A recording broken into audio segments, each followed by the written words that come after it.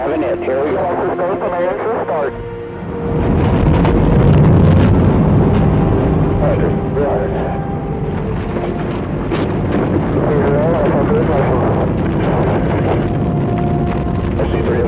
Roger that. Houston, Columbia, roll program. OVLH. Roger, roll, Columbia. Over first stage.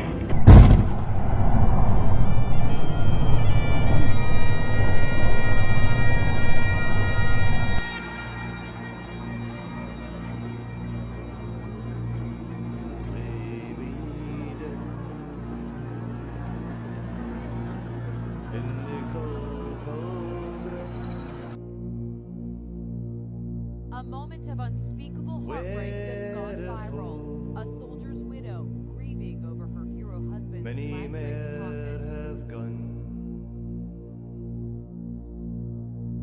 Lay me down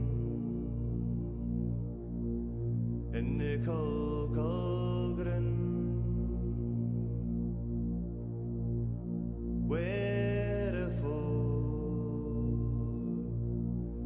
many men have gone. 3 days later.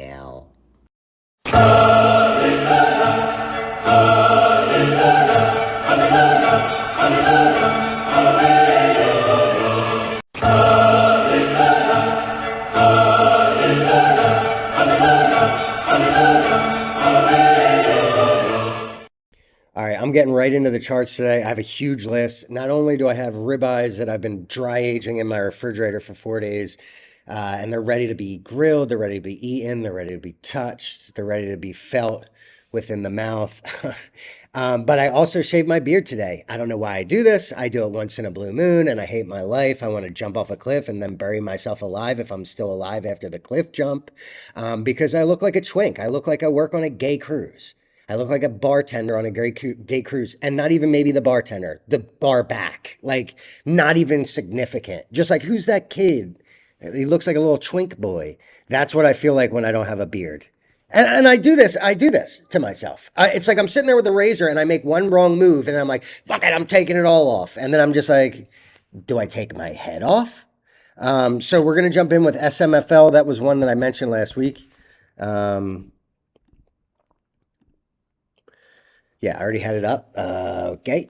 So look, I mean, you had a long term. This is, yeah, I'm so glad I loaded this instead of GME. I had money in GME, but then I was just like, nah, because I hate that stock. And I got in this instead at 312 and it closed at 348 after hours, which is significant because the day before that this had this, semi good run here, from basically it closed the day previously at 275 and got all the way up to 4. When I called it out, it got from like 3 to 350. It gave you like 30%. 2.9 to like 350. Sold that, then didn't get back in down here. I wanted to wait one more day. I was a little late, saw it in the morning, hit it, it ran. I sold for a significant gain, and then I got back in at the end of the day. So the reason why this is such a good play for now is because not only is it post-RS and extremely thin, a lot of people know about it. It's working its way through the grapevine right now. But it also has news pending. They can either put out compliance news, they can put out compliance news and this recent acquisition that they're going to be closing in on. If that's the case, this is one of the thinnest stock, most well-known stocks. So I could easily see this hitting 10. I mean, this is the type of thing that you can easily swing. You're not going to lose your ass. Clearly, you're near bottom. Clearly, it's trying to break above this trend line. And this could be the type of deal where it runs tomorrow, holds above this trend line, and then they release news on Wednesday or Thursday and really send it to the moon. So this is one to keep your eye on. That was one of my my top picks from last week, and it's again one of my top picks this week.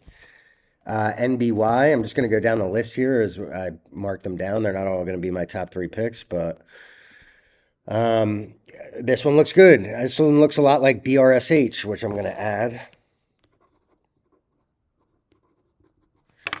All these are tending to run together. All these small caps, I feel like people are just moving from one to the other. You just got to pick the right one at the right time, maybe news or what have you. But it is the money's been shifting in between a lot of these very same stocks. So MBY was one of them that ran really hard, pulled back, flagged perfectly. This is the daily. It seems like I don't love the fact that it closed at the low of the day. I'll have to see where this closed after hours, but I mean, your downside is maybe coming back down to support, which I would look at as around 10. You're currently at 13. So, you got a solid 25% downside. But if this thing that's why I would just watch it for now. But if it starts to get going again, which it could, because again, these pennies have been hot. The only thing I don't love is your MACD is starting to turn down and your RSI is starting to turn down, but that can change quickly. So we'll have to keep our eyes on that one. JAGX. This is one that I've traded previously. It is an absolute piece of shit. The CEO, her name is Lisa Conte, but it sounds like cunt, and she is one. She is the biggest lying, scamming scumbag on this side of heaven. It's unbelievable what she gets away with. I don't know how they do. I don't know how but there's nothing new under the sun. Every single one of these CEOs does the same thing, just in a different way, but all along the same lines, and they're getting rich, and you better follow them in and follow them out, because if you don't, then you'll get sent to the core of the earth to live with the devil and all of his demons, okay? So that's where we're at now, and we're currently at 438. I can see this easily coming down to 320. But, I mean, you've been riding this bottom Bollinger Band for a while now. You're oversold on every technical. It is post-RS, so they're super thin. They do like to release news, so I wouldn't be surprised if she put something out. Just be monitoring it, because if news does come out, it will send this 100%. If this pulls back down to 3, I'll probably buy like 20,000 shares. I think. Yes, that sounds bad. I will go heavy on this bad boy if it comes down to low 3s. My God. My God. Pay attention, set your alerts, and just watch it. Put it on your watch list and keep it close watch. PEGY? No.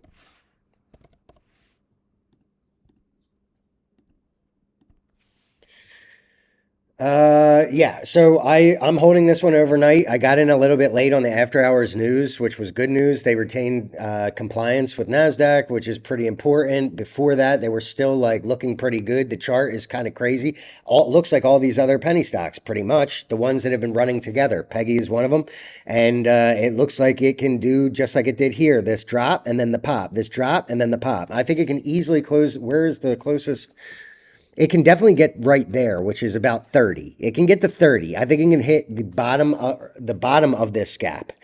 Then you might get a pullback to this trend line right here, maybe again, but it might be higher. Maybe let's say it comes back down to 20, and instead of, whatever it was, 16, 17, and then you might have a shot at the actual gap. This is one to really watch because it's super thin. They regain compliance. News, they announce news pretty frequently. You're not cooked on your technicals. They're just kind of, it's just ranging northbound, basically. Looks great. I'm definitely in it for the gap tomorrow. I don't know if it gaps to 26, yeah, I'll probably sell it, because look, you got a trend line right here.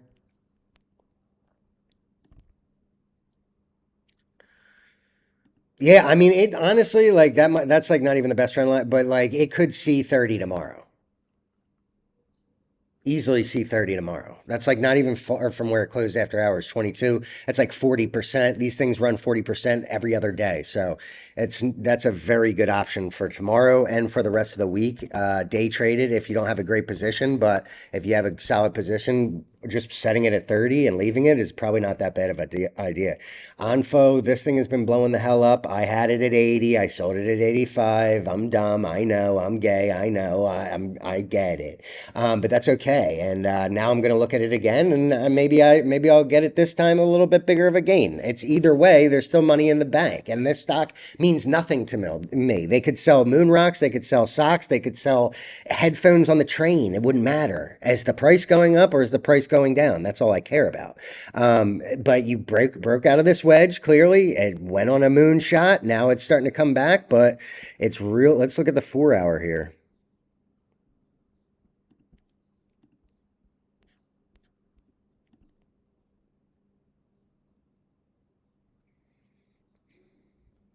I mean, I don't think it's going to get back down there, but okay, here's where I would buy if you're going to buy this. I wouldn't chase anything ever, but this is where I would buy it. Like 85. If you see that, I would send an alert for 87. If this between 85 and 87, I would 100% do that. Hopefully it gets down there pre-market. I'll probably set some buys down there. You can at least get a day trade up to this.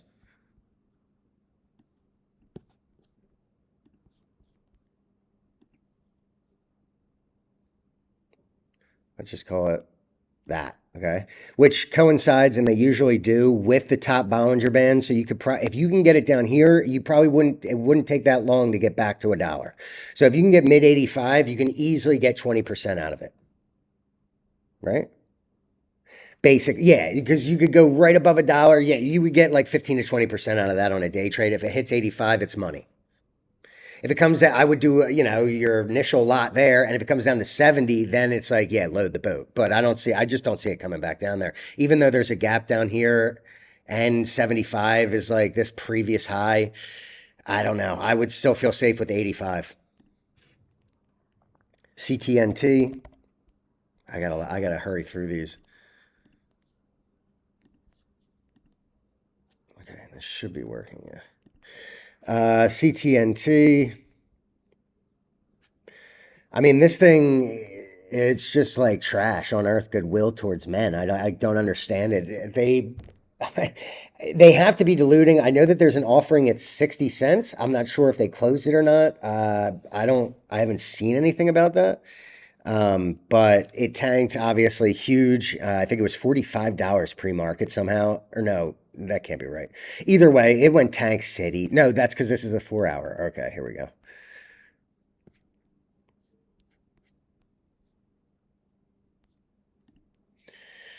I mean, yeah, like usually these things, if they don't turn around in the first 4 days, I don't really touch them because then it just turns into one of these things, like all the way flat, just like it was before. They did put out news. Maybe it was the offering was closed or it was an insider buy. Either way, it sent it real quick from 80 to 115 or no 130, so huge gain, but then it just got demolished right again. So that shows me that there has to be a hidden hand there, someone pushing this down. Like I said, the offering's at 60, so if that's closed, I would just disregard that. If it's not, then that's something to think about because you are in the 90s. It could easily go down to 60 or below.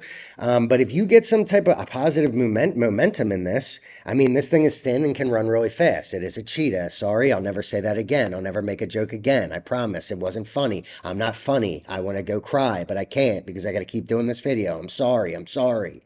But yes, it could get going if somebody picks it up and they stop diluting. There has to be a lot of there has to be a lot of volume in this to the upside and not to the downside. A lot of what's it called? Not consolidation. Distribution and accumulation. There has to be more accumulation than distribution on this because I feel like there is distribution happening. AGRI.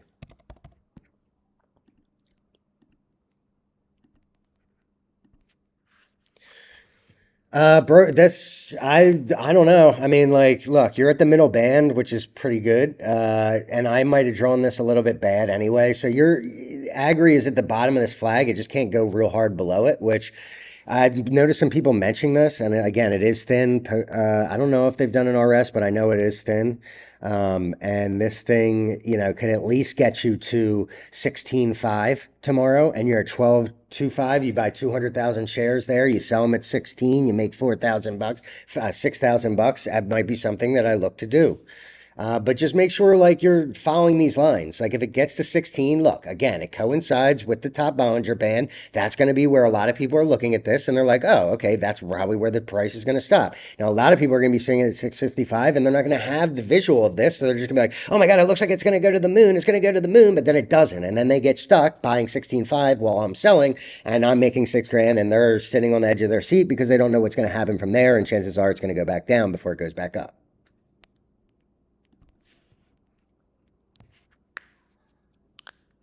VHAI, another one I'm holding overnight.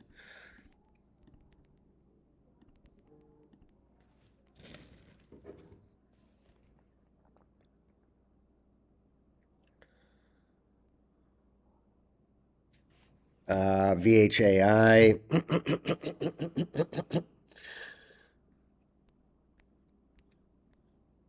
Okay, so this one looks, I mean, yeah. I had it at 12, but I sold 12. I had it at like 13, but I sold 12.5 because it just looked like it was dead.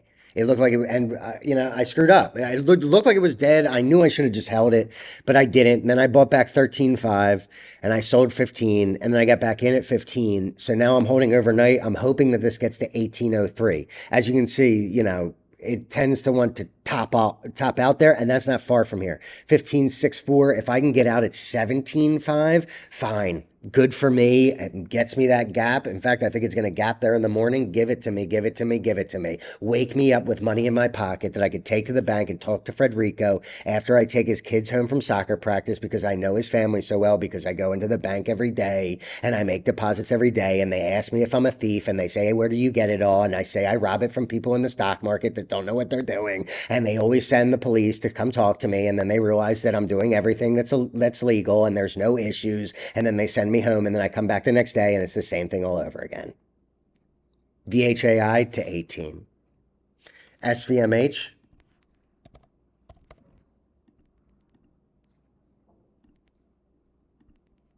There's like people having a party outside my window right now.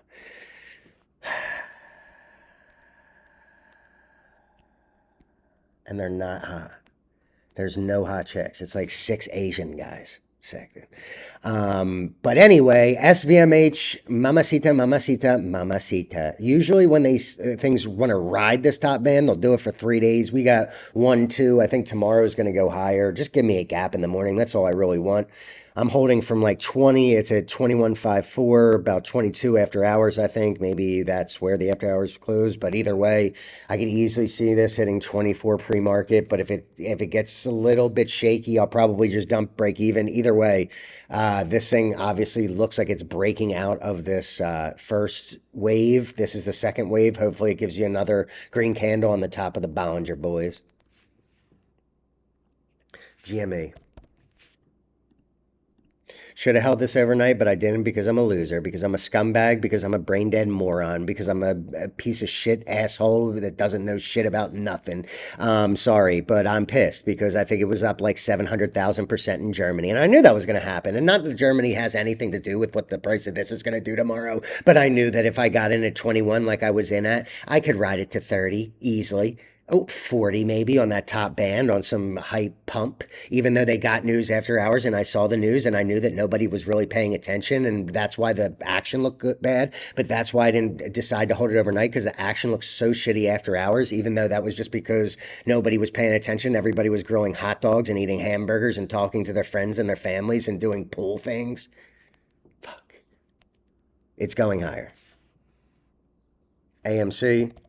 Basically the same thing I just said, even though I hate this stock, I hate the CEO, I hate the apes. I'm sorry. I know everybody just clicked off, and I should just be like, I love the apes. They are the best. They know everything about the stock market. They know everything about dilution, and they know that the CEO is the best, and that movies will be around forever, and nobody's really streaming. Nobody's really watching at home. They're going to the movies and spending $25 on The Woman King. That's what I should say, but I can't, because I can't lie. I never told no lie. And this is one of the worst companies to ever exist. It deserves to be at $0. It deserves to be bankrupt. Nobody's going to go after 2 years from now. So if you're a long holder, hey, you're dumb. If you're doing this for the flip, hey, you might have a boost here, because it's going to ride with GME no matter what. You can at least get it 50% to 625. That's it.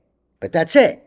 It's not going to be a MOAS. If I see this guy Financial Journey on, I got to block him, but I don't want to, because I just want to look at how dumb he is and then be like, don't ever be that way. Don't ever be a dumb fuck like this guy, because he's still calling for AMC GME a MOAS. And he was calling for a MOAS in Moan. And he just got people bagged into eternity to live in the bottom of the ocean with all the scary looking fish, to live like underneath the soil where the roots grow. He's okay. You get it, okay?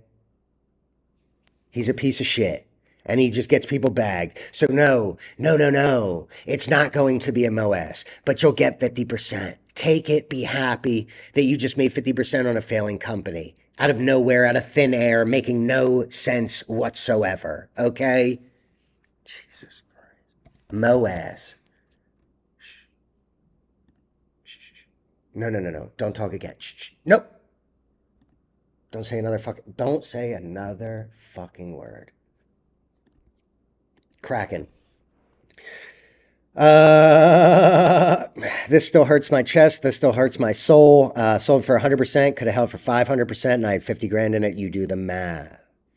But it's okay because that's not my strategy. But it is coming back down to a price that, might be a little bit, okay, might see a little bouncy boy here. Now, I don't know that it will. I think that it could easily fill this gap as well, but you are on that previous high right now at 10. That was what it needed to break to do the little dance up to the moon without me. I was sitting there in the atmosphere and everybody else was jerking it on the moon with the hottest chicks of all time with hundreds of thousands of dollars. And I was like, well, I can buy a Fiat. Fuck.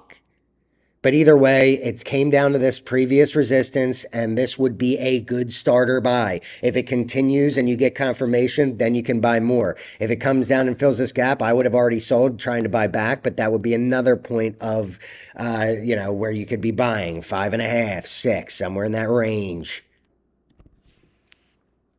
HLTH. No, I didn't say HKTH, but HLTH. Thank you, computer. Sometimes computers just can't comprehend what I'm trying to do. It's actually a big issue for me. Like whenever I'm trying to do stuff like this, like the computer's just not fast enough and it doesn't do what I think. So they're working on it. I've talked to some techs over at Microsoft and some other variable companies. And they're working on it, but the engineers just haven't been able to come up with anything computerized that can keep up with my brain and what it wants to do while functioning within the realm of technology. Why is this volume on here? No. Oh my God. Thank you. So this one is one that I traded. I didn't catch the top, but this thing does want to move too. I mean, if you get anything lower than this, it will come down and then it'll bounce up. It'll come down and then bounce up. I think it's ready to go now. They had a failed COVID drug, but whatever. COVID never existed and it still doesn't exist. So hopefully they do something else other than COVID stuff. But even after that announcement, they still ran from 8s to all the way to 14, for Christ's sakes. So keep an eye on this one. It's just one that you buy low and sell higher. And it tends to do that. Go down, go up, go down, go up. So just ride the wave until it's not happening anymore. Or if it's blowing up, and then you could day trade it on the way up. SMX, this was one that I also traded, and I'm dumb, and I sold it from 18 to 19, and I made $1,000, and I could have held for another 3 hours and made a lot more. But what are you going to do? There's nothing I can do now, can you? So I think that a good buy-in for this one would be initially, if this is going to continue, and usually with these long wicks, as long as they're not diluting your bones to dust, you could probably come back down to around 18.5, small wick coming down, and then green on the way up. That's what I see happening here. I think that it is a good stock. It's got a lot of power. Boom, boom, and it could continue easily. SMX is, I wouldn't say my top pick, but it's one of my favorite looking charts for short term. Litter.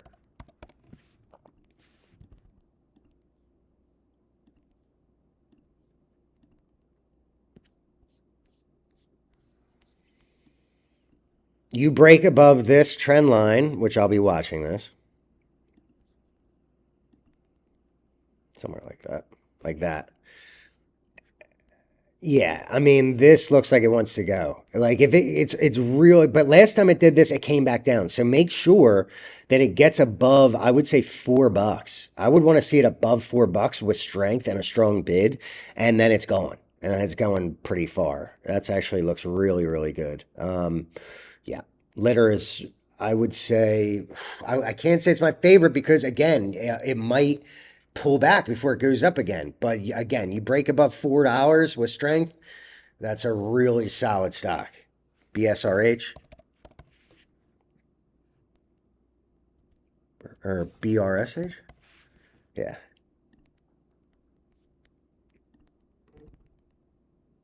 This one looks a lot like NBY. This is one that will run with NBY. For whatever reason, it's the same idea. Your technicals are turning down, not in love with that. You did close red, but last time you closed red, this and boom, just like there's a lot of stocks have been doing that. So watch this thing pre-market. If you get a gap down, maybe to let's say, I'd say 12s, anywhere in the 12s, that might be something good to buy because it might go and then bang, and you're going to be looking for an exit strategy right here. I would say you get it somewhere in the 12s. You can easily get it back at 16 all day, 16, 17. I would say 16. You get in at 12s, you get out at 16. Again, you buy 200,000 shares, 2,000 times 4, that's $8,000. That's all you need. You don't need this to the moon. You just need to get in at the right spot, have it get a little bit of a kick, and come up to this trend line and your money. Somebody asks for, hold on. STSS.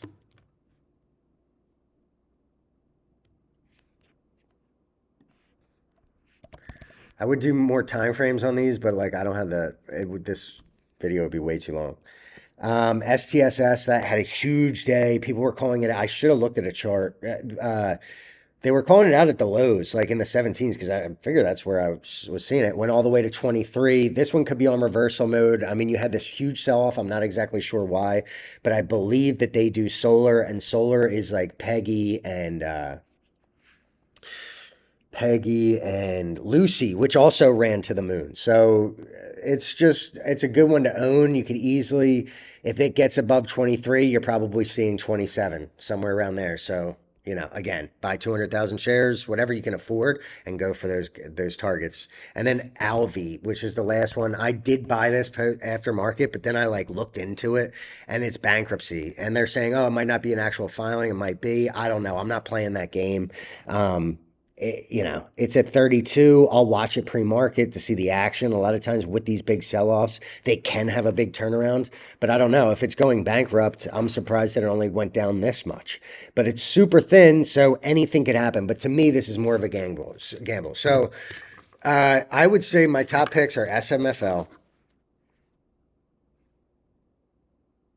I'm going to put this one up too. And this is going to be again, this got you there's 2 more I got to do. And I'm just going to use these as my top 3 picks. All these other ones I kind of like. I mean, GME is probably one that's definitely going to go up. Okay. I'll give you that, even though I never want to say that ever again. GME is GME.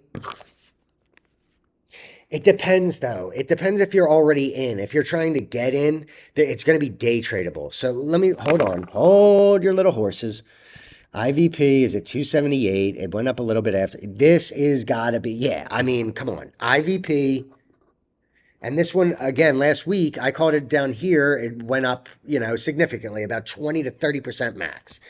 So we were 1 for 1 there. Then SMFL, it went up twice. You had 2 opportunities to make 10% and then 30%. So that's 2 for 2. And then what's the other one? TIRX.